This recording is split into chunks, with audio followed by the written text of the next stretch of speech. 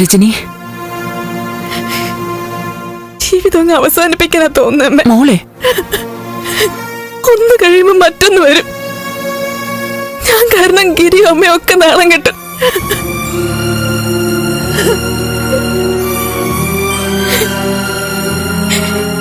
ഗിരിയുടെ കൂടെ ജോലി ചെയ്യുന്നവരുടെ മുമ്പിൽ വെച്ചല്ലേ അവളെ പ്രശ്നം ഉണ്ടാക്കിയ. ഞാൻ കാരണം ഗിരി നാണം കെട്ടും. നാണക്കേടുണ്ടെങ്കിൽ പരിഹരിക്കാൻ നോക്കുക വേണ്ടത്. ഇങ്ങനെ കരഞ്ഞോണ്ട് കാര്യമില്ല. ഇല്ല, പരിഹാരം ഉണ്ടാക്കണം. തനൂജ, ഇനി അവൾ ഇങ്ങോട്ട് വന്ന അവളെ ഞാൻ കൊല്ലും, തീർച്ച. കൊന്നാലും കൊന്നില്ലെങ്കിലും ഇനി അവൾ ഇങ്ങോട്ട് വരും, അത് ഉറപ്പാ. അവളെ കണ്ടപ്പോ ഒരു കാര്യം എനിക്ക് വ്യക്തമായി. അവൾ ആരും പേടിക്കില്ല, ഒന്നിനും കുലുങ്ങയില്ല. എന്ത് ലക്ഷ്യം വെച്ചാണോ അവൾ ഇറങ്ങിയിട്ടുള്ളത് അത് നേടിയിട്ടേ അവൾ അടങ്ങും. ഇപ്പൊ അവൾ തിരിച്ചു പോയതേ ഇതൊന്നും കണ്ട് പേടിച്ചിട്ടല്ല, ഇരട്ടി ശക്തിയോടെ തിരിച്ചു വരാനാ. ഇന്നിപ്പോ ഒരു സൂചന തരാൻ വേണ്ടി മാത്രം അവൾ എത്തിയത്. അവക്കറിയാം ഈ വീട്ടിലൊരു ഭൂകമ്പം ഉണ്ടാക്കിയ കുലുങ്ങാൻ പോകുന്ന ചന്ദ്രോത്തായിരിക്കുമെന്ന്. എന്തായാലും ഇവിടം വരെ കയറി വന്ന് തനൂജ പ്രശ്നം ഉണ്ടാക്കിയെങ്കിൽ ഇനി അവൾ വെറുതെ ഇരിക്കില്ല. ഗിരി, ഞാനൊരു കാര്യം പറയാം. നീ സിദ്ധാർത്ഥൻ സാറിനെ ഒന്ന് കാണണം. കാര്യമായി ഇതിനെക്കുറിച്ച് സംസാരിക്കണം.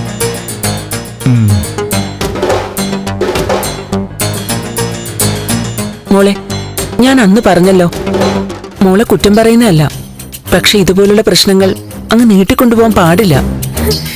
കല്യാണ ദിവസം കുഴപ്പങ്ങൾ ഉണ്ടായപ്പോ ഞാൻ കരുതി അന്നത്തോടെ എല്ലാം തീരുമെന്ന്. സിദ്ധാർത്ഥൻ സാറ് ഇത് ഗൗരവമായി എടുത്തിട്ടില്ലേ? എന്താ സംഭവിക്കുന്നതെന്ന് മോളൊന്ന് തുറന്ന് സംസാരിക്കേ.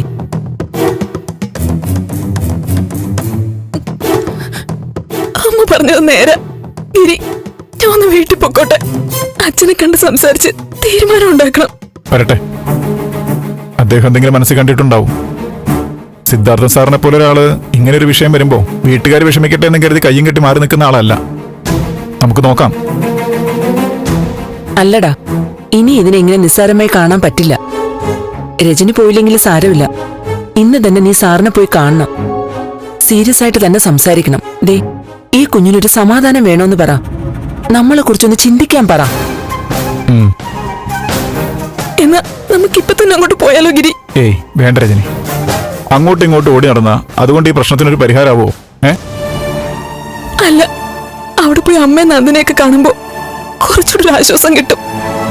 ഞങ്ങൾ 3 പേർക്കാണല്ലോ ഇത് ഏറ്റവും കൂടുതൽ ബാധിച്ചിരിക്കുന്നത്.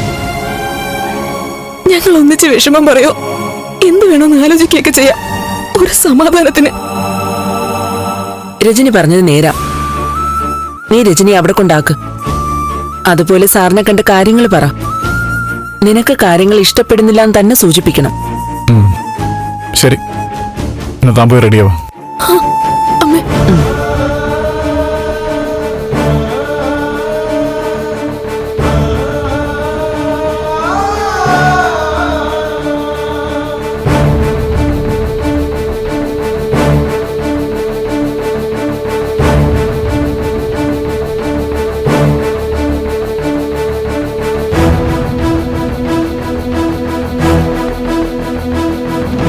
ഫ്ലവേഴ്സ് സ്മാർട്ട് ഷോ ശനി ഞായർ ദിവസങ്ങളിൽ രാത്രി 9:30 ഫ്ലവേഴ്സിൽ.